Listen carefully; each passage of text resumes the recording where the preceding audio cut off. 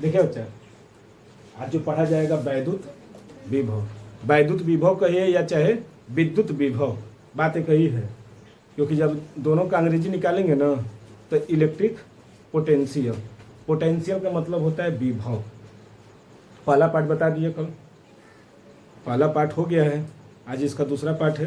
विद्युत धारा का जो चैप्टर है आप लोगों का हुआ है, इसका आज दूसरा भाग है, जिसमें क्या है, वैद्युत विभव या विद्युत विभव, जिसको क्या बोलेंगे, इलेक्ट्रिक पोटेंशियल ना।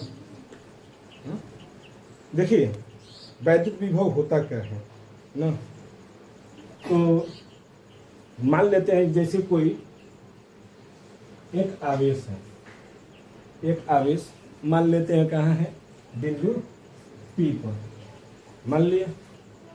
कोई एक आवेश है, उसको क्या मान लेते हैं, कहीं स्थित है, और कहाँ स्थित है, तो बिंदु P पर। उस बिंदु P से इस आवेश को कहाँ लाना है, तो ये मान लेते हैं कोई एक क्षेत्र है, इस क्षेत्र का नाम है वैद्युत क्षेत्र। वैद्युत क्षेत्र, क्षेत्र जानते हैं ना, जैसे चुंबकीय क्षेत्र होता है, जहाँ चुंबक क्या करता है, आकर्षण या प्रतिकर्षण का अनुभव करता है, उसी तरह ये वैद्युत क्षेत्र है, जिससे जितनी दूरी पर जाएंगे तो वो क्या करेगा, उसको आकर्षित कर लेगा। तो वही यानी इस बिंदु से इस आवेश को वैद्युत क्षेत्र के किसी भी बिंदु पर ले आएंगे। मान लेते हैं कि इसी को कहाँ ला दें, बिंदु O पर। किसको, P को, लेकिन ये आवेश कैसा होना चाहिए, तो धनावेश होना चाहिए, ऋण आवेश नहीं। तो वही कह रहा है क्या कि एकांक धनावेश को वैद्युत क्षेत्र के किसी भी बिंदु पर ले आने में, कि ले आएंगे तो कुछ कार्य करना पड़ेगा कि नहीं करेंगे, कार्य तो करना पड़ेगा। कोई भी काम अगर एक छोटा सा ही वस्तु को ले आएंगे तो कुछ तो काम करना होगा। तो वही कह रहा है क्या कि एकांक धनावेश को किसी बिंदु से वैद्युत क्षेत्र के किसी बिंदु पर ले आने में किए गया कार्य, जो किया गया कार्य ही क्या कहलाता है, वैद्युत क्षेत्र कहलाता है। वैद्युत विभव कहलाता है, क्योंकि वैद्युत क्षेत्र में क्या करते हैं, ले आए हैं। सीधी सी बात है, एक धनावेश है, उसको वैद्युत क्षेत्र में ले आना है, ले आए हैं तो कुछ कार्य किए हैं, वही कार्य क्या है, वैद्युत विभव है। बस वही हो गया परिभाषा। ऋणात्मक नहीं ले आ सकते हैं वैद्युत क्षेत्र में, वो तो बह रहा है खुद, वो तो बह रहा है।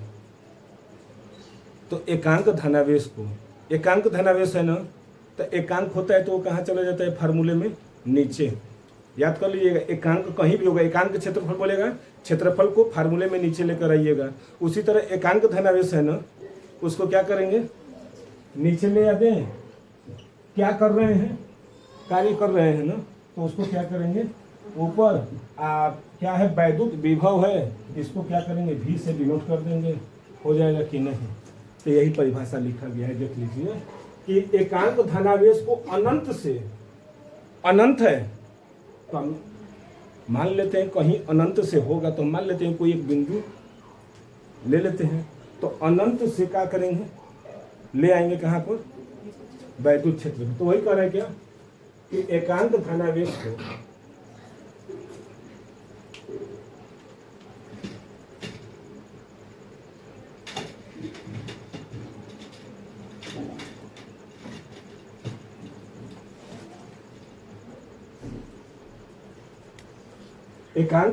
को देखिए, एकांक धनावेश को अनंत से वैद्युत क्षेत्र में स्थित किसी बिंदु तक लाने में किया गया कार्य उस बिंदु का क्या कहलाता है, वैद्युत विभव कहलाता है। और इसे किससे डिनोट करते हैं, तो V से।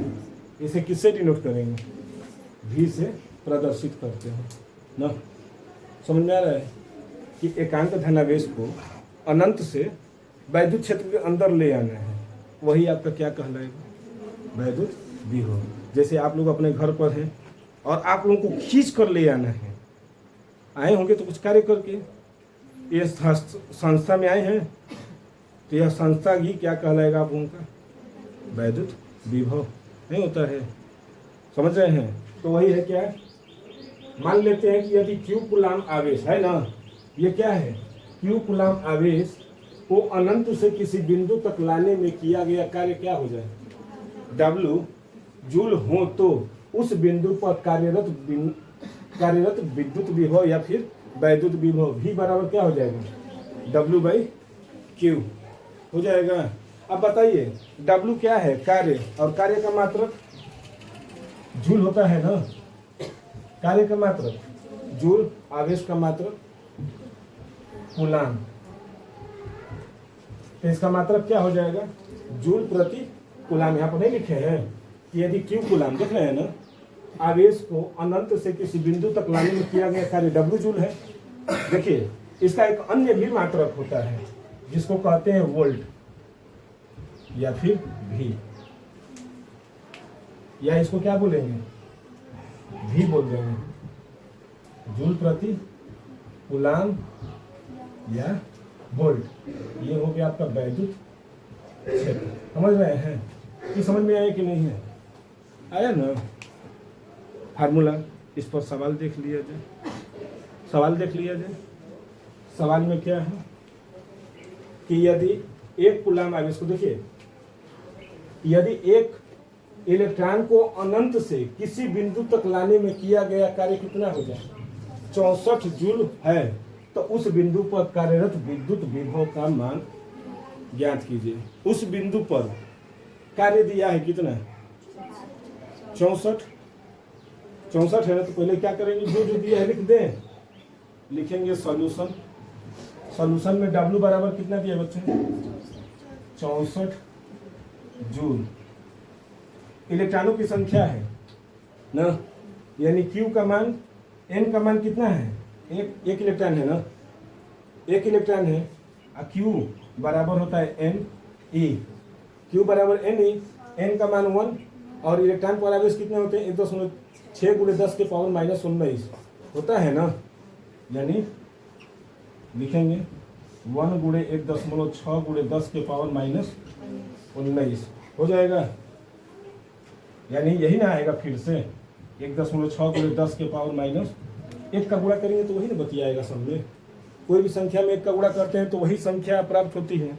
तो V बराबर होता क्या है? W/Q, या V बराबर W का मान 64 आई 1.6 × 10 के पावर माइनस, इसको ऊपर करेंगे ना, हाई वाले को क्या कर दें?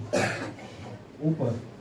तो V बराबर 64 × 10 के पावर 19 बटे में 1.6, तो माइनस से ऊपर जाएगा तो क्या हो जाएगा? प्लस हो जाता है। समझ गए ना? अब क्या करेंगे? इसको काट दें, 10 से ऊपर नीचे गुणा करेंगे तो दशमलव हट जाएगा कि नहीं? हट जाएगा ना। तो क्या लिखेंगे? 64 × 10 × 10 के पावर 19 के बटे में 4 बार में कट गया कि नहीं? कट गया ना, यानी V बराबर क्या हो गया? 4 × 10 के पावर भाई 19 1 20 होगा ना। 19 से 20 क्या वोल्ट होगा ना। यही आपका क्या आ गया? आंसर आ गया। सवाल आसान है, कैलकुलेट हम आपको डीपली बताने लगे हैं, नहीं तो आपको तुरंत सवाल को देखते हुए बता देंगे। कार्य दिया है कितना? 64। यंग का मान दिया ही है। Q बराबर होता है Ne। एक इलेक्ट्रॉन बोला है, और एक इलेक्ट्रॉन पर आवेश कितने होते हैं? इतने होते हैं ना। सूत्र तो यही है जो ऊपर लिखे हैं, उसी पर क्या किए हैं? पुट किए हैं और इसका मान निकाले। समझ में आया? तो इसको कर लीजिए। देखिए बच्चा, अभी वैद्युत विभव, इसके बाद आता है उसी का विभवांतर। वैद्युत विभव तो है, लेकिन वैद्युत विभव में क्या आ गए? अंतर आ गए हैं। अंतर कब देखा जाता है? वो अनंत पर था ना, अनंत से लाया गया था। अब इसको क्या किया जाएगा? 2 बिंदुओं के मध्य का अंतर दिखाया जाएगा। यानी इसमें बिंदु दिए रहेंगे, 2 बिंदु। अनंत से लाए थे तो कोई बिंदु नहीं था, लेकिन जब ले आएंगे अब कहीं से, तो वहां पर क्या होंगे? जब अंतर दिखाना होगा तो 2 लोगों के बीच में अंतर दिखाया जाता है। कि हमारे में ही बस ये अंतर रहेगा, तो किसके अंतर्गत अंतर दिखाएंगे? जब दो लोग रहेंगे तभी तो अंतर होगा। तो वही कैसे कि कह रहा है क्या कि एक बिंदु से धनावेश को किसी वैद्युत क्षेत्र में ले आएंगे ना। देखिए परिभाषा क्या कर रहा है, किसी धारावाही वैद्युत परिपथ में, ये मान लेते हैं क्या है, कोई विद्युत परिपथ है, सर्किट, ये जैसे बटन वटन स्विच है ना, ये सब परिपथ है। तो किसी धारावाही विद्युत परिपथ में दो बिंदुओं के बीच विद्युत विभवांतर वह कार्य करना होगा। यानी इसको कहाँ ले आ दे, इसके अंदर, यानी पी से कहाँ ला दिया, ओ पर। तो इसके बीच में क्या करेंगे, कुछ कार्य करना होगा कि नहीं करना होगा। तो वही क्या आता है, दो बिंदुओं के बीच विद्युत विभवांतर वह कार्य है जो एकांक धनावेश को एक बिंदु से दूसरे बिंदु तक लाने में किया जाता है ना। एकांक धनावेश को एक बिंदु से दूसरे बिंदु तक लाने में किया जाता है ना। परिभाषा एक ही लग रहा है, लेकिन वो अनंत था, यही का था, एक बिंदु से दूसरे बिंदु तक बस। वैद्युत विभव की परिभाषा है अनंत से एकांक धनावेश को वैद्युत क्षेत्र में ले आ रहे हैं। यही का करें, एक बिंदु से दूसरे बिंदु तक ले आ रहे हैं ना, तो उसके बीच कुछ कार्य कर रहे हैं। परिभाषा थोड़ा सा एकदम सेम लगेगा, लेकिन दोनों में अंतर है, वो अनंत, ये दो बिंदुओं के बीच कार्य हो रहा है, क्योंकि इसका क्या है, वैद्युत विभव में अंतर दिखाना है। तो जो एकांक धनावेश को एक बिंदु से दूसरे बिंदु तक लाने में किया जाता है, इसे किससे डिनोट करते हैं, तो डेल्टा भी से। डेल्टा भी, डेल्टा का मतलब होता है अंतर दिखाता है।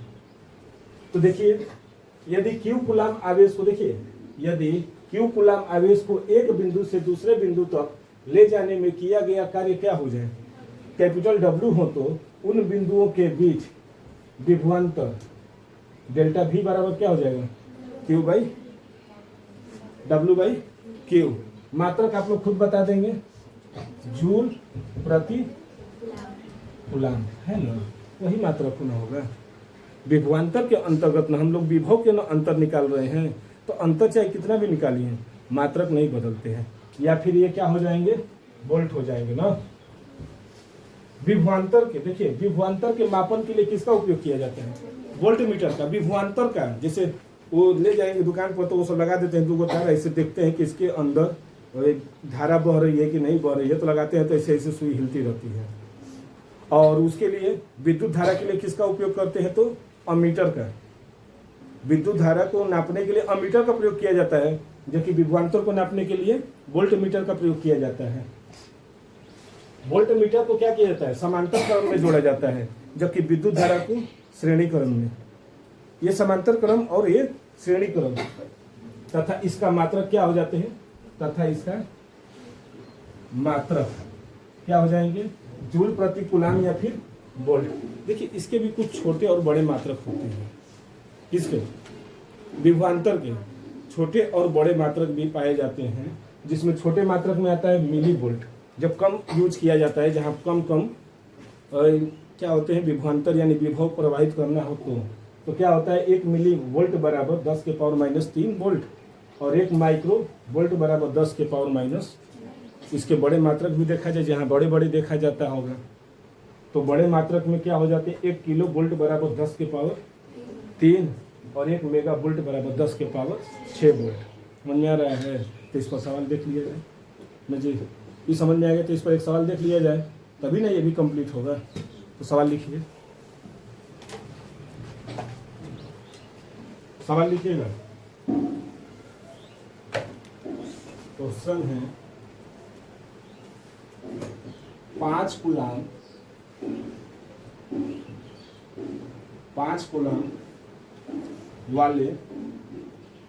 कूलाम वाले एक विद्युत आवेश को, एक विद्युत आवेश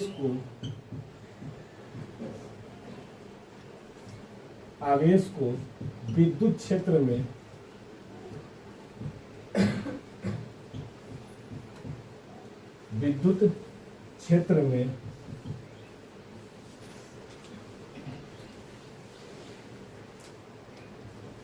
एक बिंदु से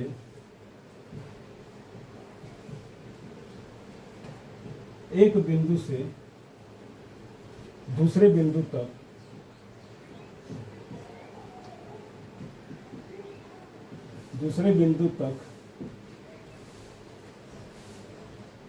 ले जाने में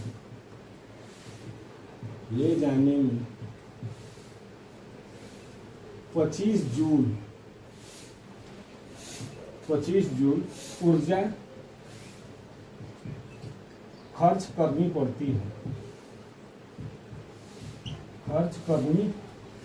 पड़ती है यदि पहले बिंदु का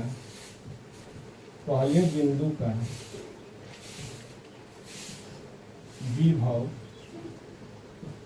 10 वोल्ट है तो दूसरे बिंदु का विभव कितना होगा? तो दूसरे बिंदु का विभव कितना होगा, ये आपका सवाल है।